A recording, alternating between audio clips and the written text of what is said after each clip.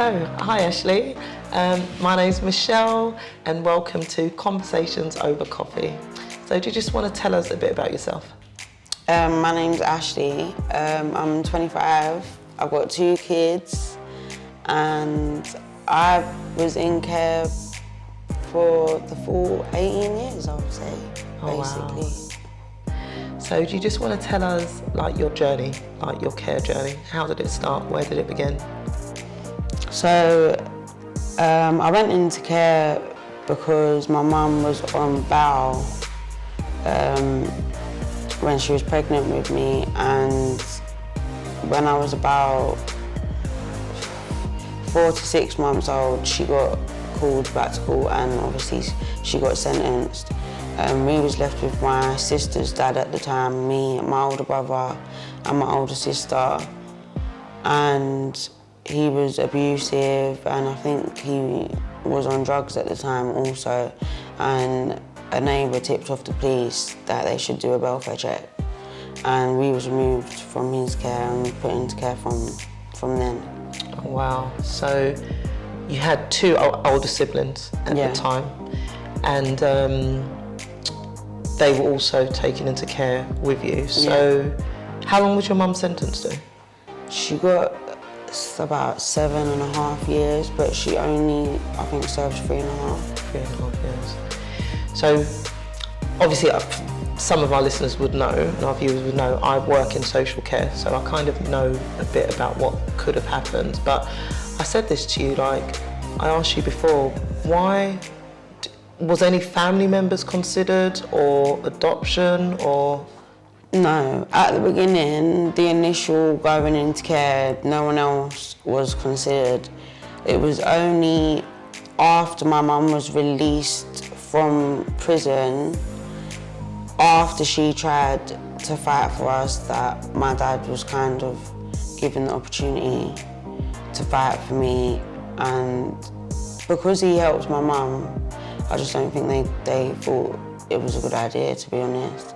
I thought that because they knew they had a good relationship, we basically would have been able to see my mum as and when she wanted, and I just don't think that was something they wanted to happen at the time. They felt that basically your dad was too close to your mum, and potentially that he would just give your mum open access, and they must have then still had concerns about your mum? Yeah. How many foster placements did you live in? Probably about 10 altogether in total.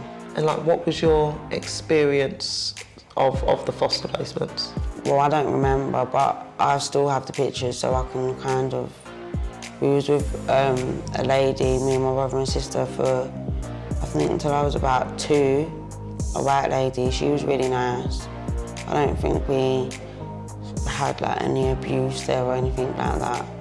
It was only when we moved from the next foster care after that they was a lot stricter, really kind of abusive, and they just used to do things that I don't felt was necessary. For example, my brother used to have really smelly feet, but at the time he was probably about 7, and every day, the whole time we lived there for about 5-6 years, every single day without fail, he was not allowed to walk through the front of the house.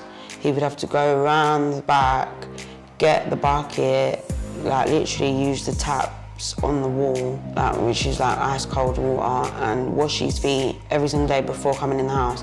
And if he didn't do that, he would get in big trouble, they would slap him or something like that. So you said abusive, and what do we mean by abusive? We used to have to stand and face the wall, standing on one foot, and if you put your foot down, we would get slapped, or they would so we used to sit at the table and they had these really high stools. What they used to do to my brother a lot was they used to bang the stool on his foot.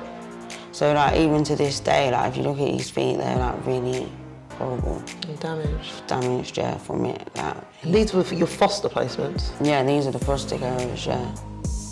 Yeah, so our first foster carer wasn't, our first proper one anyway that we was with for a while.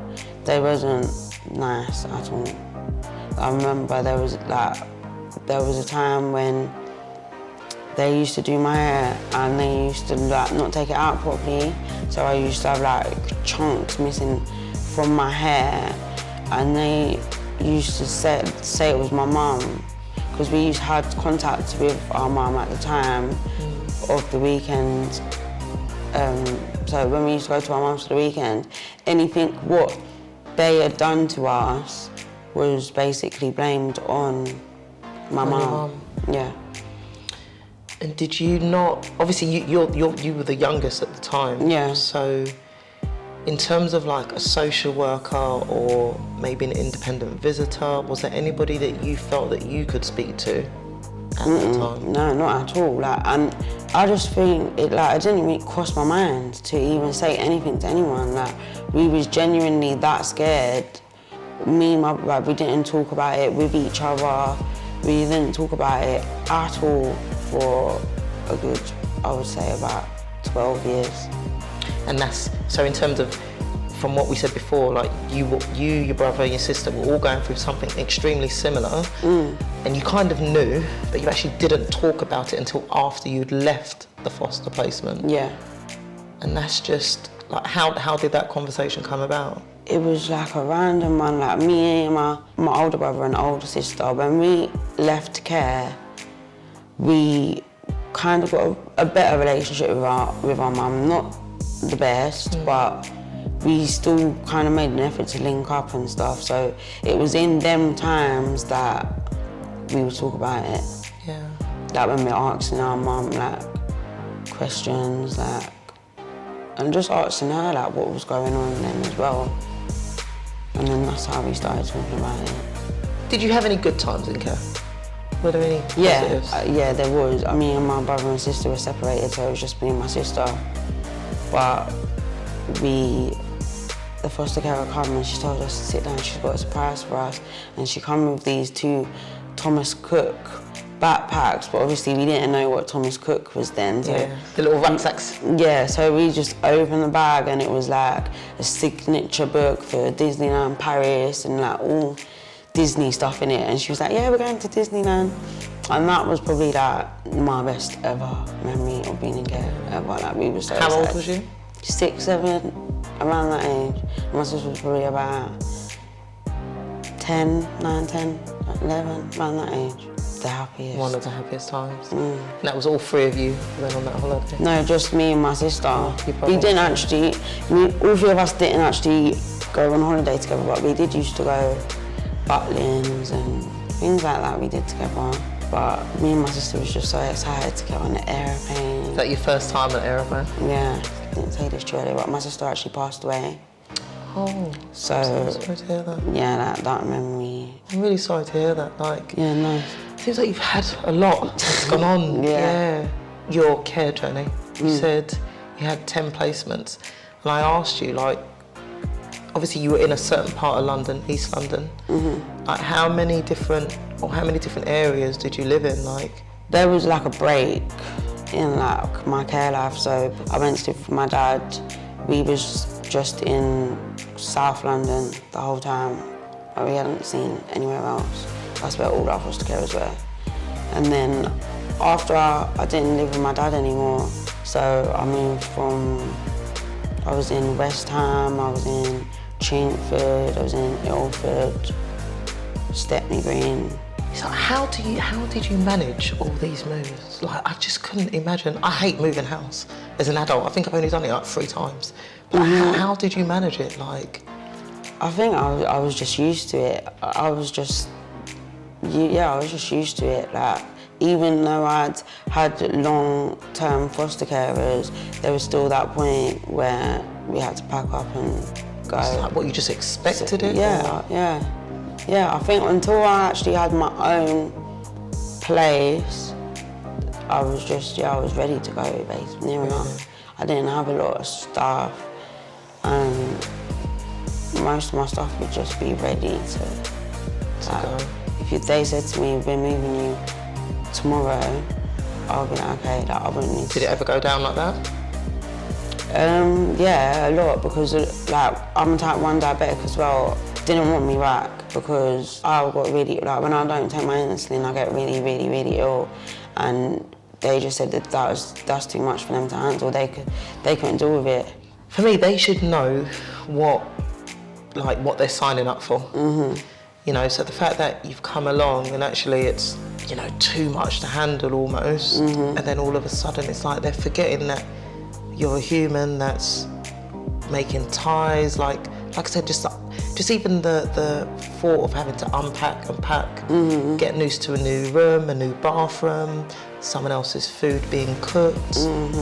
Like, what did you find like the most difficult about like the whole time? All of it, and that is a big reason why when I did go back into care after living with my dad, obviously I was more independent than I was actually a teenager. So I didn't go back to the foster carer's house ever.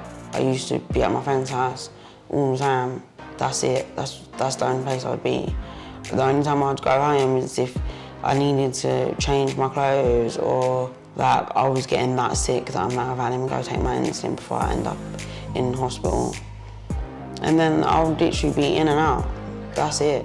Like, I wouldn't be sitting having dinner with the foster carer, or... So it's almost like you took your time to like maybe distance yourself, like not even allowing yourself that time to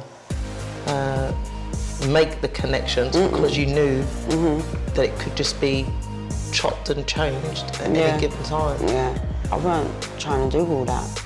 I just wanted to do what I wanted to do, and nothing else mattered. I was just going to do what I want. Did you have a good relation, or how was your relationship with like your mum throughout that time? We've only ever been allowed supervised contact with my mum in a contact centre whilst actually being in care. Right, so obviously from 4 months up until what age? 11, 12. That's a long time. A lot of that as well, she wouldn't turn up. Okay. She wasn't consistent. Like, it was like, the scheduled contact was 4 times a year. I think out of that 4 times a year, you probably see her 2. Okay. And all of these would be pre-arranged? Like, I don't know if they used to do them like in the summer holiday, like the school holidays. Yeah, and so like the contact supervisors would come and collect us from the foster care's house, take us to the contact centre, supervise, and then take us back to the foster care one. So you said you've had multiple foster placements, then you lived with your dad for a period of time. Like, how was that? Like, how did that happen? How did that come about? So my dad found out that their grandchild was sexually abusing me because I'd wrote it in a diary, and I hid it, and he found the diary and basically like asked me for confirmation if it was true. I said yes, and he informed social services, and at that time I was already at my dad's on a visit anyway, and at first they said they was extending it, like my visit, they was extending it because something had happened with the foster carer. Like, they didn't say it was because of... They didn't even tell you because of what we call a disclosure. Yeah. There's been an allegation. Yeah. They said that something had happened with her situation, basically, and she wasn't able to pick me up or have me that weekend. And then about a week later, a social worker came to my dad's and said, how would you feel about living with your dad? And I was just like, okay. Like, I wasn't excited, I wasn't not excited, I was just like, okay. Like, I didn't even know what to think. And how old was you at this point? About 10. And then that kind of put a strain on mine and my dad's relationship, well, a lot, because he had only ever been like this fun dad, like... The weekend dad, because you used to see him. Yeah, at the weekend, so we was always like going to do things, like just activities, like it was always fun. And then when he had to like discipline me now and put boundaries in place, I was just like, what is going on here? And I think it affected me more because I had come from abuse and he didn't know. He didn't know any of what I was going through. Like the social worker at the time didn't explain to my dad and stepmom what they was getting themselves into either. And we just clashed. I don't think he knew how to discipline me. He was very like strict, old-fashioned. Him giving me a slap was okay. For me, it weren't like, oh my God, what's he doing to me? It was like disappointing because I thought I was getting away from something. From the abuse that you've been through. Yeah, so I thought I was getting away from it, and then he started basically doing the same thing. Not the same thing, because he never used to like slap me for no reason or anything like that. Like I had done something, but he didn't know how to control himself and when to stop. Like he would not stop. He would be going on and on and on and on. But like I was like saying like pretty hurtful things as well at one point. So when that happened, I ran away from my dad's. I ran away to my friend's house, and the police got involved and picked me up from my friend's house. They asked me what happened. They basically said to me, like, this is serious, like you're not lying. Or like, I think they thought I was lying more than anything. And I was like, no, like, why would I be lying? I was so confused. And they was like, all right, cool, this is what we're gonna do. And they took me to the police station, they interviewed me. But at this time, I didn't know I am in the police station making an allegation against my dad. I'm thinking I'm just answering. You're telling your truth, you're telling your story. Yeah, I'm just saying like what happened, why I ran away to my friend's house and whatever. So they dropped me to a foster carer the next day or early hours that morning. But that incident put a big strain on mine and my dad's relationship, because he was like, how can you do this? Like, you've basically told the police that I'm abusing you. And I was like, well, you are. If that's what you want to call it. Yeah, That's what it is, yeah. That is, like, I said what you did. I didn't say my dad's abusing me. I said what happened. And I didn't realise what I was doing at the time. What the impact would be. Yeah, like, I didn't know that I'm about to walk into the police station and they're actually taking a statement to take my dad and arrest him and take him to court. Do you know what I mean? I didn't understand all of that. But so that would have been like what they call an ABE interview. Yeah. Yeah, but they didn't explain that to you because you were 10, 11? Yeah. Yeah. So they actually arrested my dad and like took materials from the house. Like say I said like, yeah, he hit me with a slipper or something, that they seeked out the slipper. They wanted to prosecute. Yeah, and I was like, what are you doing? Like, I don't want this, I want to go home. Like, I want to go home to my dad's. Like, there's no way I'm going to stand up in court and like do this. And they just dropped the charges. They didn't continue with it, but I wasn't allowed to go back with him. In terms of from social services point of view. Yeah. What I'm hearing from you is that you've had such, a really difficult upbringing, and I think it sounds like a lot of the behaviours or the abusive behaviours, it feels like you kind of normalised them. You just thought, this is life because, you being in care from 4 months old and just going around to all these different carers, and actually these abusive carers, because that's not what they're paid to do. Definitely not what they're paid to do. But it just sounds like a lot of these abusive behaviours would actually, you just thought, okay, this is life. Did you ever talk to any of your friends, in school or? No, I used to make up stories. So they would say, where's your mum? And I don't know. I don't know where my mum, I don't know how to even answer that. So I literally just used to make up until, at a young age, until I was about 10, 11, I just used to make up stories in my head, like, yeah, my mum's in Hollywood, or like, I just used to just say anything, whatever. yeah, whatever. Do you think like any professionals could have helped you? Like, what more? Yeah, do you absolutely, think you could, because no professional, when we got to, because obviously I went into care at a young age, but when I got to the age of like being able to understand or being able to hold a conversation, I feel like someone definitely should have sat us down and told us why we are in care, what is going on. They don't have to go into detail, they don't have to tell us things that's inappropriate or children to be hearing, but just for a basic understanding. So that's what they call life story work, and that's basically exactly what you said, is like where a social worker will sit you down in a child age appropriate manner and discuss with you kind of why you're here, your family tree, your identity, like what's your life up until that point. So they do like a genogram, an eco map, and I think maybe professionals sometimes forget the importance, or we take things for granted. Yeah. You know, we just don't think about, you know, the impact it will have, because for you were just left to your own devices. You did, like you said, you didn't know, so you just had to make things up, and it's like, well, how did you ever get caught out in any of the lies from your friends? Yes, I did.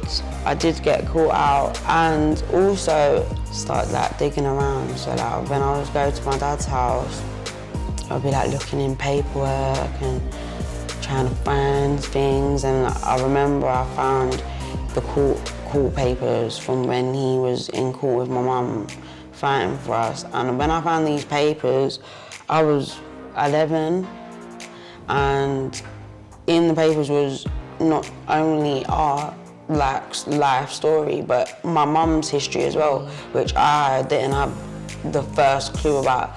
So being able to read all of that, obviously I didn't tell my dad until after, like I literally read it and burst into tears and went out to my dad crying like, oh my gosh, what the hell?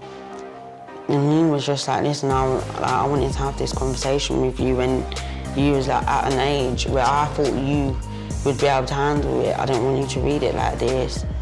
And I was like to say to him like, well, I was clearly ready, otherwise I wouldn't have been looking, I wouldn't have been looking for the answers, do you know what I mean? So I feel like it was a good thing and a bad thing. I feel like I would have rather read it off paper than someone telling me, but I just feel like I should have been a bit older. What you read on paper would have been very explicit and very adult, just matter of fact. Yeah. And actually as a child, and actually someone who's been through a lot of trauma and abuse, it definitely should have been done in a more caring manner.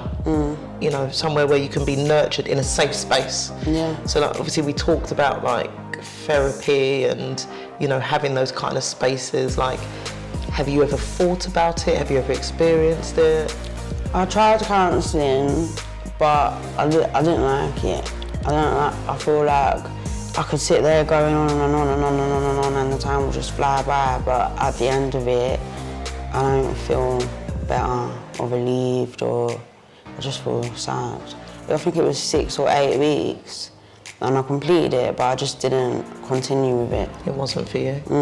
And we did talk about though the different types of therapy. And you said you were surprised, because I said about, in terms of there's like animal therapy, art therapy, music therapy. So there are different types, but obviously you need to find one that's, and not you, I mean like just in general, people can find one that's better suited to them. Yeah. I know we spoke before as well about like maybe a turning point, a positive turning point for you, which was when you actually moved to a children's home. Yeah. So like, you know, tell us about that. So it was a therapeutic children's home for only girls, and it was only 5 people at a time, so more than 5 people couldn't live there. And I think there had to be at least 2 or 3 members of staff on shift at a time. I moved there because I kept running away from the foster carers, and also I'm a type 1 diabetic and I wasn't taking my insulin. So yeah, that was classed as self-harming, and I was put into... Sectioned? Yeah, basically, yeah, sectioned, but it's weird because like years later my social worker at the time was like, you know, you weren't actually sectioned, right, and you could have just got up and walked out of there at any time. I think they call that a voluntary, I think it's a 136 voluntary admission. So yeah, so it was something like that, and while I was there, my dad and my stepmom was basically trying to say to them, listen, you can't put her back with a foster carer, like the foster carer is not working. Like I just couldn't deal with anything, I just couldn't deal with any kind of dictatorship at that point in my life. I spent so many years being like scared and afraid of these foster carers that when I got to that certain age, when I realised I could just literally do what I want and there's nothing that anyone could do. And I think in all these broken attachments and broken relationships, you know, obviously some were really bad, but some of them weren't not so bad. Yeah, so when I got to that point, I literally I went off the rails. I was literally off the rails. I was going out all night, like I was never going home. And I was putting myself in a lot of dangerous situations. Can I ask, do you think that by you not looking after your diabetes or managing that, looking back now, do you think that it was a type of self-harm? Not really, because I don't feel like I was doing it to hurt myself or because I wanted to hurt myself. It was more of not understanding and taking in that if I didn't take my insulin or I didn't take this medication, like the actual seriousness of what's gonna happen, like because all the people around me would see me like in this state, like be getting told, yeah, she's not gonna wake up and I've got all these tubes and whatever, but when I wake up, fine, and I can't remember nothing that's happened, like I haven't really learned anything from that. Only the people around me are really learning anything and seeing you in that, in that position. I can't remember what happened. I woke up, I feel fine now. As far as I was concerned, I had a little stay in the hospital until I got a bit older, and I think it started affecting me more how I was looking after it and treating myself.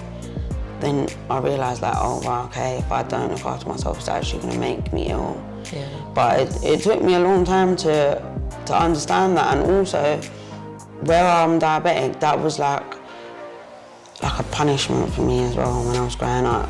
So like if I got caught eating sweets, I'm getting slapped for that and things like that. If my blood sugar's high, I'm getting slapped for that, because I will say I haven't had no sweets, and they'll say, well, you're lying because your blood sugar's high. But that wasn't the case. But that wasn't the case. Literally... Like there's various reasons why your blood sugar could be high or low. Do you know what I'm saying? So yeah, I think it just come down to, again, like I can do what I want. I don't have to listen to you telling me to take my insulin. I can take it when I want to take it. So I think it was more when I wanted to have control of things, and that was the only way I was having control of anything, through my insulin, through going home, and I wanted to go home, seeing who I wanted to see. Just living your life. Yeah, it's literally.